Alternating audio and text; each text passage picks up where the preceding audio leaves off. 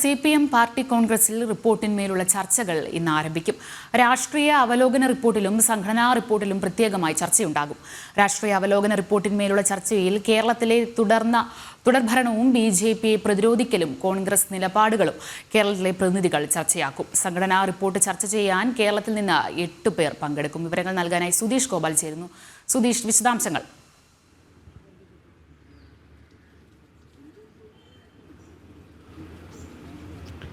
Anjana, 24ാം party കോൺഗ്രസുമായി ബന്ധപ്പെട്ട CPMന്റെ സമ്മേളനം ഇപ്പോൾ മധുരയിൽ പുരോഗമിക്കുകയാണ്. അവിടെ പ്രവർത്തന റിപ്പോർട്ടിന്മേലും സംഘടനാ റിപ്പോർട്ടിന്മേലും അതോടൊപ്പം തന്നെ രാഷ്ട്രീയ അവലോകന റിപ്പോർട്ടിന്മേലുമെല്ലാമുള്ള ചർച്ചകളാണ് നടക്കുക. അത്തരത്തിലുള്ള ചർച്ച പ്രത്യേകമായാണ് സംഘടിപ്പിക്കുന്നത്. അതിൽ കേരളത്തിലെ തുടർഭരണത്തിൻ്റെ ആവശ്യകത, ഇല്ലെങ്കിൽ കേരളത്തെ മാതൃകയാക്കിക്കൊണ്ട് പാർട്ടി മുന്നോട്ട് പോയാൽ ത്രിപുരയിലും ബംഗാളിലും ഒരു തിരിച്ചുവരവ് ആകാം എന്നതടക്കമുള്ള കാര്യങ്ങളാവും കേരള പ്രതിനിധികൾ പ്രധാനമായും ഉന്നയിക്കുക. അതോടൊപ്പം തന്നെ കേരളത്തിലെ BJPയുടെ വളർച്ചയടക്കമുള്ള കാര്യങ്ങളും ഗൗരവതരമായി തന്നെ ചർച്ച ചെയ്യുമെന്നാണ് നമുക്ക് ലഭിക്കുന്ന സൂചന. ഇന്നലെ ഇതുമായി ബന്ധപ്പെട്ട ഗ്രൂപ്പ് ചർച്ചകൾ പൂർത്തിയായിരുന്നു.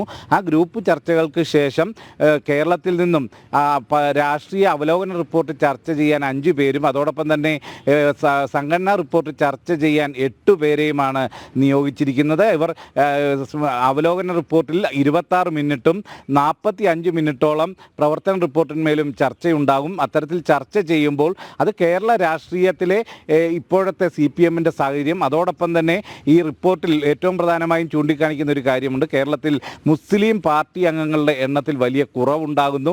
ഇത്തരം പരാമർശങ്ങളെ എല്ലാം അടിസ്ഥാനമാക്കിയുള്ള ചർച്ചകളാവും നടക്കുക.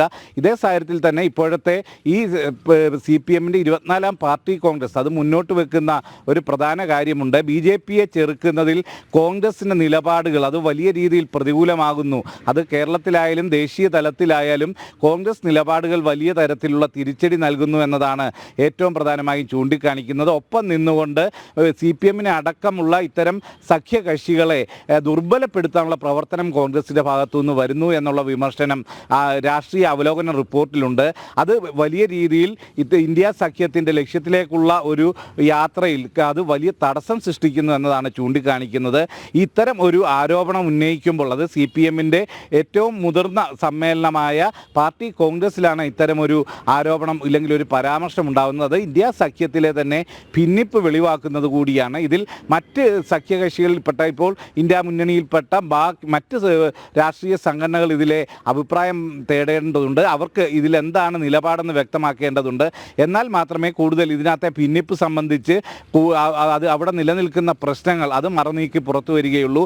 അത്തരത്തിൽ ഒരു സാഹചര്യം ഇന്ത്യ മുന്നണിയിൽ ഉണ്ടെന്ന സൂചന നൽകുന്നത് കൂടിയാണ് CPMന്റെ 24ാം പാർട്ടി കോൺഗ്രസ് എന്നത് എടുത്തു പറയേണ്ട ഒരു സാഹചര്യമുണ്ട്. ഇതേ സാഹചര്യത്തിൽ തന്നെ PBയിലും കേന്ദ്ര കമ്മിറ്റിയിലും അടക്കം വരുന്ന ഒഴിവുകൾ സംബന്ധിച്ചും വലിയ അഭിപ്രായ ഭിന്നത കേരള ഘടകത്തിൽ നിന്നടക്കമുണ്ട് എന്നതാണ് നമുക്ക് ലഭിക്കുന്ന സൂചന. ഇപ്പോൾ വൃന്ദാക്കാരാട്ട് അടക്കമുള്ള വനിതാ പാർട്ടി അംഗങ്ങൾ PBയിൽ നിന്നും മറ്റും ഒഴിയേണ്ട ഒരു സാഹചര്യം വരുന്നു.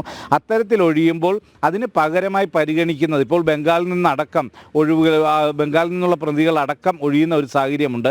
എന്നാൽ ഇപ്പോൾ ഏറ്റവും പാർട്ടി അംഗത്വത്തിൻ്റെ കാര്യത്തിലായാലും എല്ലാം തന്നെ മുന്നിട്ട് നിൽക്കുന്ന കേരള ഘടകത്തിൽ നിന്നുള്ളവരെ ബംഗാളിൽ നിന്നുള്ള ഒഴിവുകളിലേക്ക് കൂടി പരിഗണിക്കണമെന്ന ആവശ്യം ഉയരുന്നുണ്ട്. അതോടൊപ്പം തന്നെ കേരളത്തിൽ നിന്നും പരിഗണിക്കപ്പെടേണ്ടവരെ ചൊല്ലിയും ചില തർക്കങ്ങൾ നിലനിൽക്കുന്നു എന്നതാണ് അറിയുന്നത്. അത്തരത്തിൽ CPMൽ വീണ്ടും ഒരു ഭിന്നത രൂപപ്പെടുന്നു എന്ന ഒരു സാഹചര്യമുണ്ട്. അതോടൊപ്പം തന്നെ പാർട്ടി ജനറൽ സെക്രട്ടറിയായി ആരെ തിരഞ്ഞെടുക്കും എന്നത് സംബന്ധിച്ചുള്ള അവ്യക്തതകളും നിലനിൽക്കുന്നു. അതിൽ MA ബേബി സാധാരണഗതിയിൽ പാർട്ടി ജനറൽ സെക്രട്ടറി ആകേണ്ട ആ രീതിയിലേക്ക് പരിഗണിക്കപ്പെടേണ്ട ആളാണെങ്കിൽ പോലും അതിൽ പിണറായി അടക്കമുള്ള കേരള ഘടകത്തിൻ്റെ ഒരു നിലപാട് നിർണായകമാണ്.